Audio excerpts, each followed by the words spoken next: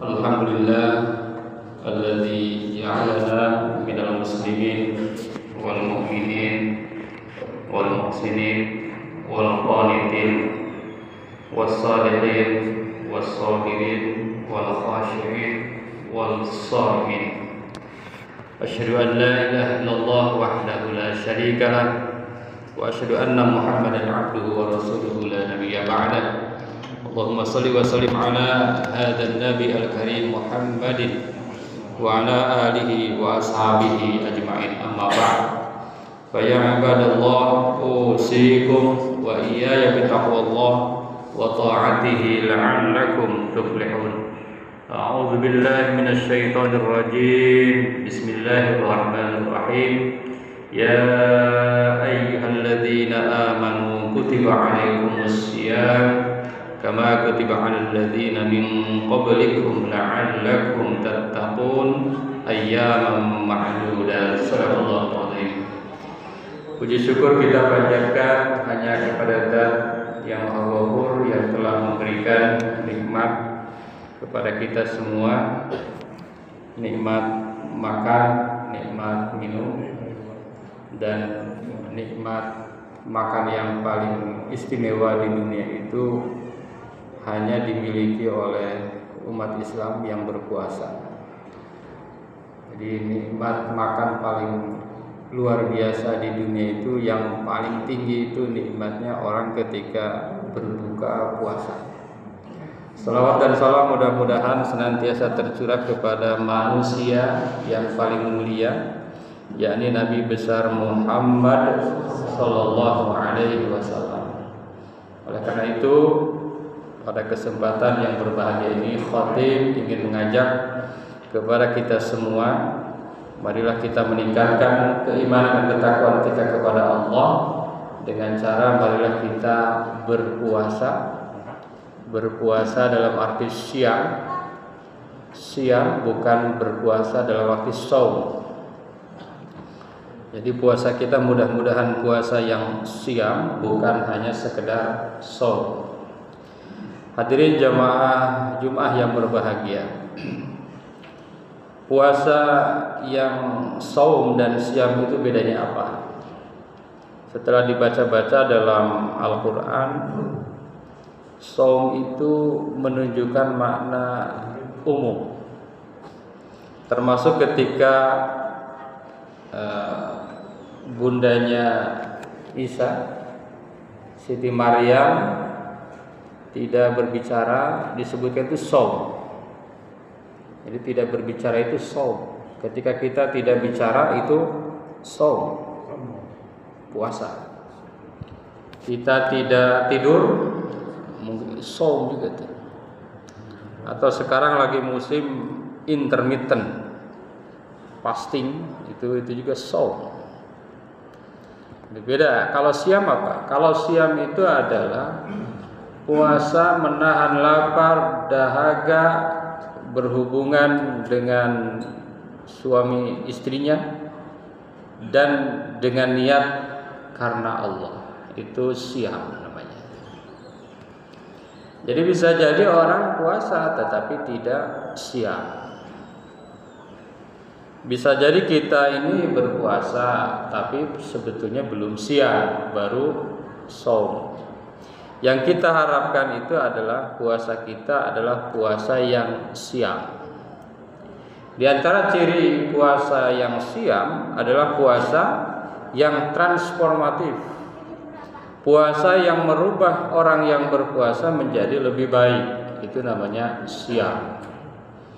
Tidak hanya sekedar lapar dan dahaga, tidak hanya sekedar makan pagi subuh sampai subuh, kemudian makannya berubah sama maghrib, atau bahkan ada di satu tempat cuma 1 jam.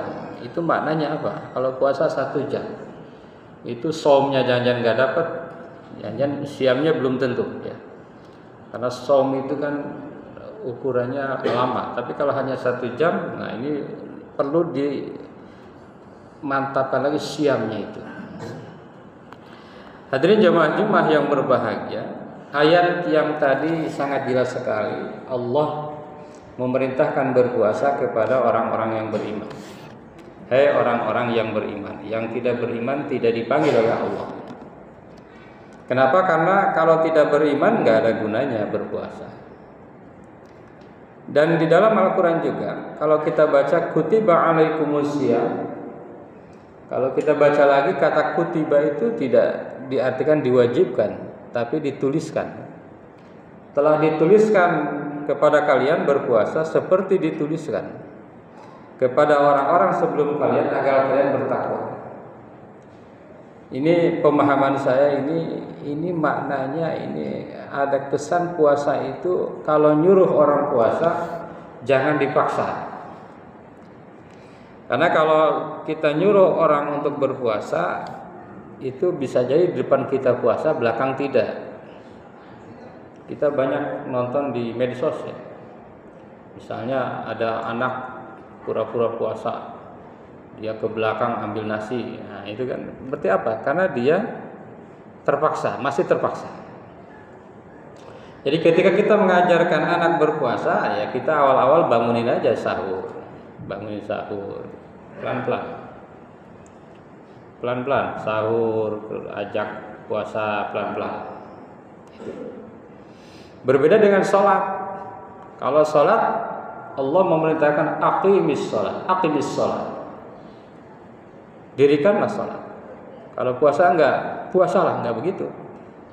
Wahai orang-orang yang beriman, telah dituliskan, telah disuratkan untuk kalian berpuasa. Maka para ahli tafsir memahaminya telah diwajibkan kepada kalian berpuasa.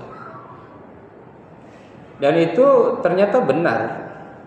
Kalau melihat penelitian di antara rukun iman, rukun Islam yang 5, yang 4, sholat, puasa, haji, zakat, ternyata ibadah yang paling banyak dilakukan oleh umat Islam itu puasa. Jadi puasa itu ibaratnya hakikat manusia itu puasa. Kalau orang sadar akan dirinya itu pasti puasa. Orang yang tidak beriman pun puasa. Cuma tadi puasanya intermittent dan lain-lain. Kalau yang beriman ya mungkin intermittent juga, puasa beneran juga. Puasa yang karena mengharapkan ridho Allah Subhanahu wa taala. Hadirin jamaah Jumat yang berbahagia. Puasa yang kita lakukan ini diharapkan bukan hanya menahan lapar dan dahaga tadi, tapi puasa yang mampu menjadi sarana transformasi kita. Transformasi kita menjadi lebih baik, lebih bertakwa dan lebih mulia. Maka di ujung ayatnya dikatakan la'allakum tattaqun, agar kalian menjadi bertakwa. Bukan menjadi takwa, menjadi bertakwa. Bertakwa itu artinya apa? Jadi berproses terus. Takwanya itu nambah terus. Jadi seorang yang berpuasa itu, yang benar-benar puasa, takwanya nambah terus. Bukan takwanya itu stagnan, takwanya tinggi nggak naik-naik. Tinggi makin tinggi. Yang udah tinggi makin tinggi lagi. Yang masih lemah naik. Yang udah naik lagi. Nah, itu esensi daripada berpuasa. Ada 4 hal yang bisa disampaikan pada kesempatan kali ini. Transformasi apa sih yang diharapkan dari ibadah puasa ini? Yang pertama adalah ibadah puasa adalah transformasi spiritual. Jadi puasa bukan hanya menahan lapar dan dahaga, tetapi juga menjaga hati dan pikiran kita agar tetap beriman kepada Allah. Jadi puasa ini bagian dari sarana untuk agar kita iman makin mantap. Rasulullah SAW bersabda, ini mungkin cukup mengerikan ini hadis ini. Man lam yada qaulaz zur wal amal bihi wal jahla falaisa lillahi hajah fi an yada'a ta'amahu wa syarabahu. Barang siapa yang tidak meninggalkan dusta, tidak meninggalkan dosa, maka Allah tidak butuh puasanya orang tersebut. Kira-kira kata Allah begini,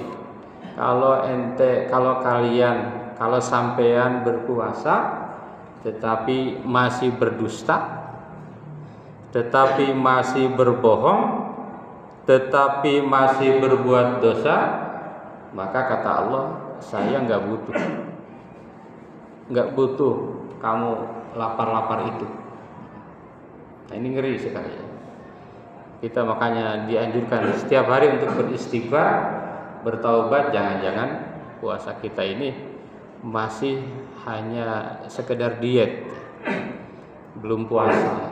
Karena puasa itu adalah transformasi spiritual, keimanan kita semakin tambah pada Allah Subhanahu wa Ta'ala. Ketika kita mendengarkan ayat-ayat, apakah hati kita semakin bergetar? Kalau semakin bergetar itu tanda bahwa puasa kita adalah puasa transformatif secara spiritual. Jadi orang yang berpuasa pasti dia akan senang membaca ayat-ayat Al-Quran. Orang yang berpuasa itu pasti dia akan senang memahami ayat-ayat Al-Quran. Orang yang berpuasa itu pasti dia akan senang untuk menghafal ayat-ayat Al-Quran. Jangan sampai berpuasa tetapi punya pikiran ngapain ngapalin ayat Quran. Ini udah zaman modern, HP ada, komputer ada, kertas ada, nggak perlu ngapalin Quran. Nah, itu tanda bahwa kalau masih demikian atau kalau menjadi demikian, maka puasanya ini belum transformatif secara spiritual. Hadirin jamaah yang berbahagia, yang kedua, puasa itu adalah sarana untuk transformasi akhlak. Jadi puasa ini adalah menjaga kita dari akhlak-akhlak yang tidak baik. Satu waktu pernah ada salah satu anggota polisi bilang, menurut penelitian setiap Ramadan itu kejahatan itu menurunnya tajam. Setiap Ramadan, setiap puasa. Ya, artinya apa? Artinya memang puasa ini banyak sekali pengaruhnya terhadap akhlak. Mungkin kita juga sama. Kalau di luar Ramadan kita mungkin melakukan anu, tapi di Ramadan kita bisa lebih hati-hati. Ingat, kita sedang berpuasa. Maka Rasulullah SAW bersabda, "As-siyamu junnah, fa idza kana yaumu shaum ahadikum fala yarfuth wala yaskhab, fa in sabahu ahadun aw qatalahu falyaqul inni shaim." Puasa ini adalah perisai, maka pada hari seorang berpuasa janganlah ia berkata keji dan janganlah ia berteriak-teriak. Jika seseorang mencacinya atau ada orang mengajak berkelahi, ada orang mengajak berantem, ada orang mengajak bersih tegang yang tidak ada gunanya berdebat, ada orang komen di sosmed kita yang gak enak, kita bilang saja fal yaqul inni shaim. Bilang, saya sedang puasa, mohon maaf, saya lebih senang membaca Al-Quran dibanding membahas sesuatu yang debat kusir yang tidak ada faedahnya. Kalau diskusi tentang kebaikan gak apa-apa, tapi kalau maknanya ada debat kusir, tidak ada faedahnya, maka sebaiknya itu ditinggalkan. Insya Allah orang yang berpuasa itu pasti lebih terhindar dari hal-hal yang secara akhlak tidak baik, akhlak mazmumah, akan ditambah dengan akhlak mahmudah. Hadirin jamaah Jumat yang berbahagia, yang ketiga, puasa ini sebagai transformasi sosial. Jadi dengan adanya puasa ini kita diajarkan untuk berbuat baik secara sosial.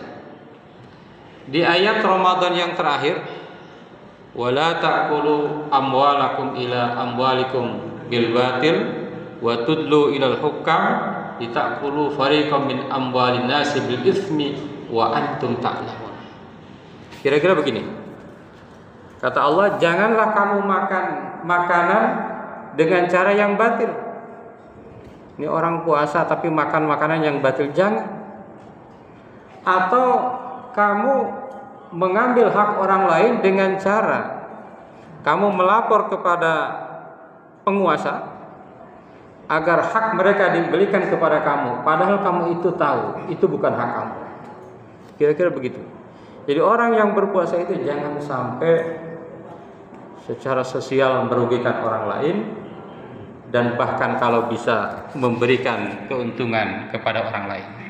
Laisal mu'min alladhi yashba' wa jaruhu ja'i'un ila jambi.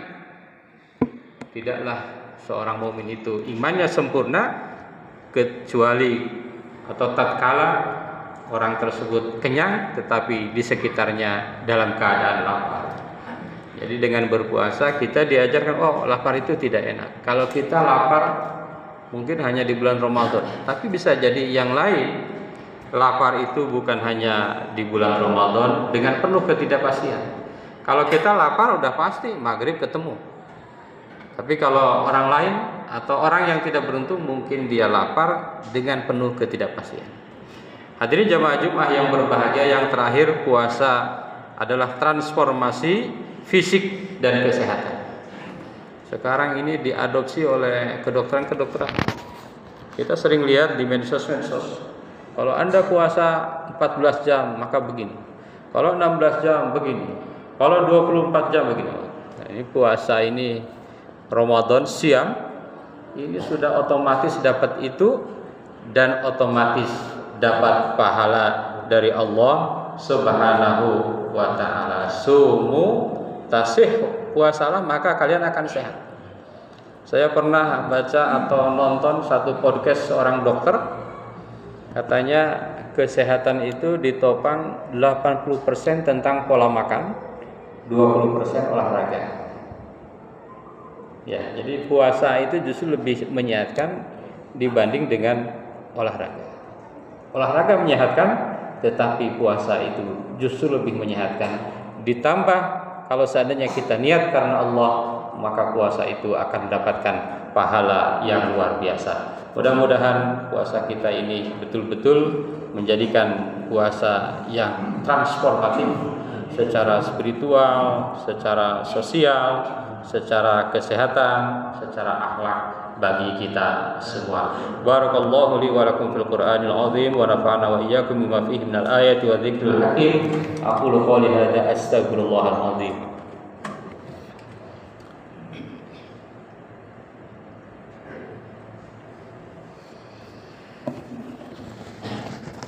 Alhamdulillah alladzi kataba 'ala nafsihi rahmah wa amarna bi imtisali ma'muratihi wajidina bimanhiyatihi muddatal hayah. Asyhadu an la ilaha illallah wahdahu la syarika lahu wa asyhadu anna Muhammadan abduhu wa rasuluhu ila yaumil qiyamah. Allahumma shalli wa sallim ala hadzal nabi al-karim Muhammad wa ala alihi wa ashabihi ajma'in. Fa ya ayyuhan nas ittaqullaha haqqa tuqatih wa alamu anna Allah ta'ala qad wa'ada liman ittaqa bi dukhulil jannah wa tawa'ada liman asahu bi dukhuli jahannam ma'wa. Inna Allah wa malaikatahu yusalluna 'alan nabi ya ayyuhalladzina amanu sallu 'alaihi wa sallimu taslima. Warḍallahu ma'an jami'i sahabatil qurrati rasulillahi ajma'in. Amin ya Allah ya rabbal alamin. Allahumma ighfir lil mu'minina wal mu'minat wal muslimina wal muslimat al-ahya'i minhum wal amwat. Allahumma aslih dzata bainihim waj'al fi qulubihimul imana wal hikmah wa wazihhum 'ala ahdika alladzi ahadta ilaihim waj'alna minhum wa atina bidalatil islam bi hidayatika wa rahmatikal wasi'ah wa taqabbal du'aana innaka antas sami'ul 'alim. Ibadallah, innallaha ya'muru bil 'adli wal ihsan wa ita'i dzil qurba wa yanha 'anil fahsya'i wal munkar wal baghi ya'izukum la'allakum tadhakkarun wastaghfiruhu innahu huwal ghafurur rahim.